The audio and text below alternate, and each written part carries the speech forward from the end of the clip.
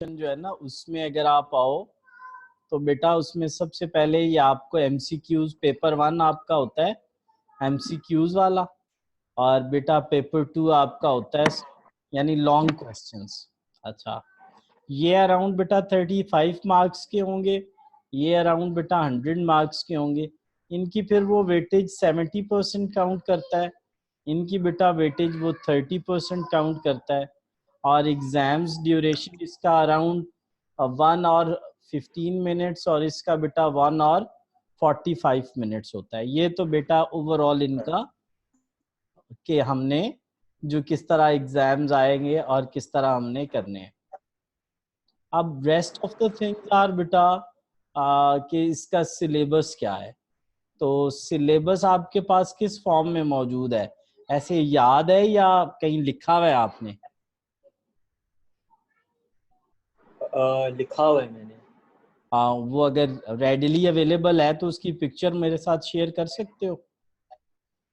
अब as far as accounting is concern, तो मुझे बहुत सारी उम्मीदें हैं कि आपको अकाउंटिंग की डेफिनेशन पता होगी। तो बेटे वैसे पता है अकाउंटिंग क्या करती है? जी। क्या करती है?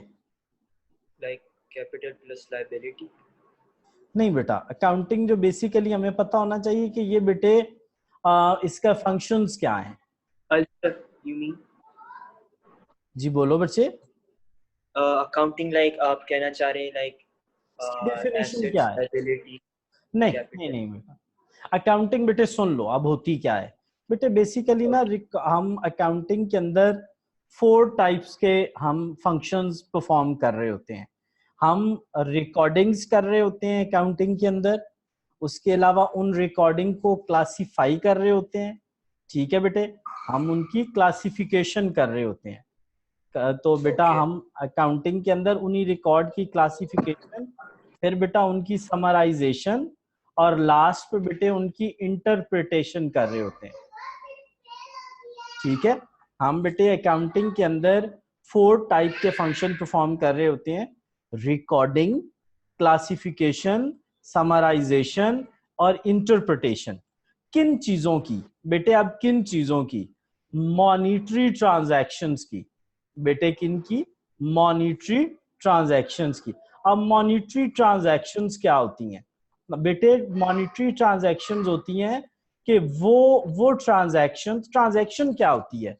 Any dealing between 2 person. बेटे ट्रांजैक्शन क्या होती है? Any dealing between 2 person. तो बेटे वो ट्रांजैक्शन जो बेटे जो डीलिंग हुई हुई होती है ना दो लोगों की मॉनिटरी टर्म में, मॉनिटरी बेटे होता है असल कैश की फॉर्म में, वो ट्रांजैक्शन जो कैश की फॉर्म में हुई होती है उसको बेटे हम क्या कर रहे होते हैं? जो कैश की फॉर्म में हमने ट्रांजैक्शन की होती है हम उनको रिकॉर्ड करते हैं, हम उनको बेटा क्लासिफाई करते हैं, हम उनको समराइज करते हैं और इंटरप्रेट करते हैं।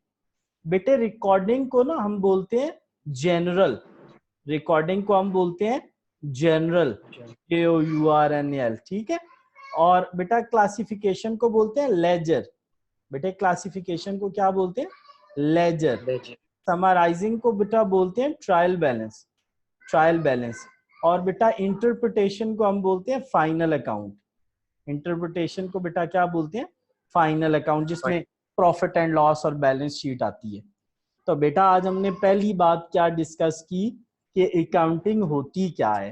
Accounting is an art in which we record, classify, summarise and interpret monetary transactions. ठीक है बेटे, तो ये डेफिनेशन अगर आपके पास नहीं है तो इसको कहीं लिख लेनी है और नोट्स बना लेने हैं, या आपके पेपर में पूछ सकता है। रिकॉर्डिंग को बेटा हम जनरल बोलते हैं, क्लासिफाइंग को हम लेजर्स, समराइजेशन को ट्रायल बैलेंस और इंटरप्रिटेशन को फाइनल अकाउंट बोलते हैं। ठीक हो गया? अच्छा, अब बेटे कोई बिजनेसमैन है ना, कोई बिजनेस, अच्छा व्हाट इज बिजनेस? बिजनेस क्या होता है हसन बेटा? बिजनेस लाइक, मैं अगर पूछूं कि बिजनेस क्या होता है तो आप मुझे कहोगे सर ये बेसिकली कॉम्बिनेशन है 2 चीजों का, लीगल एक्टिविटी, बेटा legal activity for earning profit, legal activity for earning profit. बेटे कॉम्बिनेशन है लीगल एक्टिविटी और इसका पर्पस क्या होना चाहिए, अर्निंग प्रॉफिट। उसको हम बेटा बिजनेस बोलते हैं, उसको हम बिजनेस बोलते हैं। ठीक हो गया। अच्छा बेटे, अब हम जब हसन बेटा कोई बिजनेस स्टार्ट करते हैं ना, तो उसके लिए हमें इन्वेस्टमेंट चाहिए होती है, उस इन्वेस्टमेंट को हम कैपिटल बोलते हैं। बेटे हम जब भी कोई बिजनेस स्टार्ट करते हैं तो हमें उसके लिए क्या चाहिए होती है, इन्वेस्टमेंट चाहिए। बेटा उस इन्वेस्टमेंट को हम क्या बोलते हैं, कैपिटल बोलते हैं, कैपिटल बोल। अच्छा आपने अक्सर ना आप जब गुजरते हो ये मतलब कहीं पे भी तो आपने देखा होगा कि एक लफ्ज उर्दू या इंग्लिश में लिखा होता है बेटा, प्रोप्राइटर। क्या बेटा, प्रोप्राइटर। ठीक है, तो प्रोप्राइटर कौन होता है sir, the person who start the business. बेटे प्रोप्राइटर कौन होता है, owner of the business. Proprietor कौन होता है बेटा, ऑनर ऑफ द बिजनेस। बेटे ये कौन होता है owner of the business, sir who starts the business, who starts the business. ठीक है, हु स्टार्ट द बिजनेस।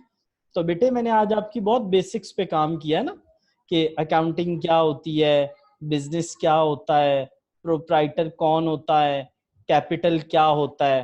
ठीक है बेटे, तो इन चीजों को जरा आपने लाजमी देखना है। अच्छा प्रोप्राइटर भी हो गया।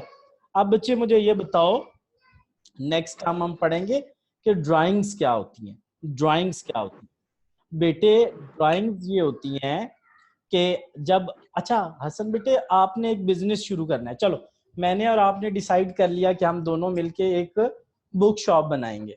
तो बेटे बुक शॉप के लिए हमें क्या चाहिए सर, उसके लिए हमें इन्वेस्टमेंट चाहिए। बेटा उसके लिए हमें इन्वेस्टमेंट हम कहाँ से हसन बेटा लेंगे सर, इन्वेस्टमेंट हम उठाएंगे, अपने पापा से लूंगा, मामा से लूंगा, भाई से लूंगा।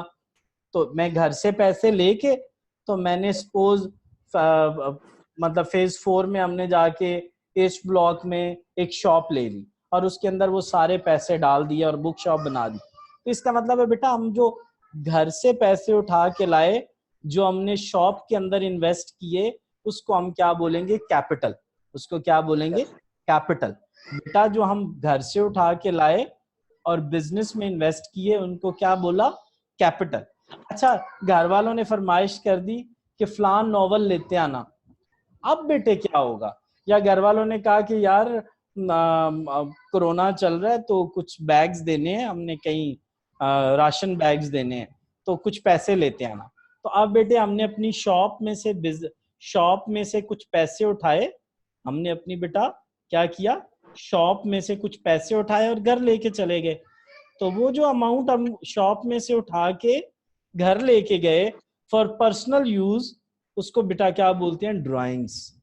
बेटे ड्राइंग्स क्या होती हैं सर, वो अमाउंट या वो गुड्स जो हम उठा के बिजनेस से घर लेके जाते हैं फॉर पर्सनल यूज, तो बेटा ड्राइंग्स बोलते हैं। उनको क्या बोलते हैं, ड्राइंग्स बोलते हैं। ठीक है, ड्राइंग्स और कैपिटल बेटा एक दूसरे के ऑपोजिट हैं। कैपिटल में पैसे अमाउंट इन्वेस्ट की जाती है इन द बिजनेस, और ड्राइंग में बेटे अमाउंट बिजनेस से निकाल के पर्सनल यूज के लिए घर टेक होम लेके जाते हैं। चलो नेक्स्ट बेटा, नेक्स्ट हमारे पास है डेफिनेशन। बेटे एसेट्स क्या होते हैं बेटा, एसेट्स बेसिकली होते हैं economic resources of the business. अब मैं आपको ये डेफिनेशन पढ़ाऊंगा तो जल्दी समझ आएगी। अच्छा इकोनॉमिक रिसोर्सेज बेटे वो रिसोर्सेज होते हैं जो के प्रॉफिट जनरेट करते हैं। बेटे वो चीजें जो प्रॉफिट जनरेट करती हैं वो हमारे इकोनॉमिक रिसोर्सेज होते हैं, और उन्हीं चीजों को हम एसेट्स बोलते हैं। सर मसलन एग्जाम्पल, बेटे हमने एक फैक्ट्री लगा ली शूज की, तो शूज की फैक्ट्री के अंदर मशीन होगी ना असन, वो बेटा शूज बनाती है, तो वो जो मशीन होगी वो हमारा क्या होगा सर, वो हमारा एसेट होएगा। वो बेटे आपका क्या होएगा, एसेट होएगा। उस वहां पे एक लैंड की आपको जरूरत होगी मशीन को लगाने के लिए, सर वो लैंड भी तो हेल्प कर रही है ना प्रॉफिट जनरेशन में, उसके ऊपर वो मशीन लगेगी। अच्छा फिर बेटा उसके ऊपर बिल्डिंग भी तो बनाएंगे ना, बिल्डिंग नहीं बनाएंगे तो मशीन तो पागल हो जाएगी, मशीन को तो जंग लग जाएगा, वो तो जल जाएगी, खत्म हो जाएगी। तो सर वो भी एसेट होगा। अब बेटे वो जिस शूज बने हैं, तो शूज को ट्रांसपोर्ट हमने करना है, उसको निकालना है फैक्ट्री से बेचना है, तो वो भी हमारा एसेट होगा। सर वहां पे बैठने के लिए चेयर्स टेबल्स चाहिए, वो भी बेटा है। तो ये तमाम के तमाम बेटे, मैंने बहुत आसान डेफिनेशन हमेशा मैं बताता हूँ, ठीक है।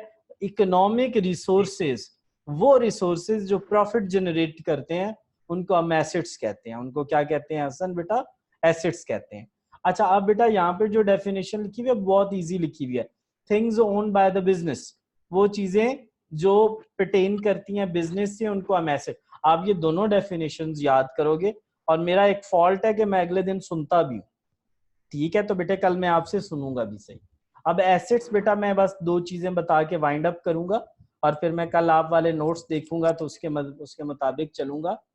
अच्छा हसन बेटा, दो तरह के एसेट्स होते हैं, एक करंट और एक नॉन करंट।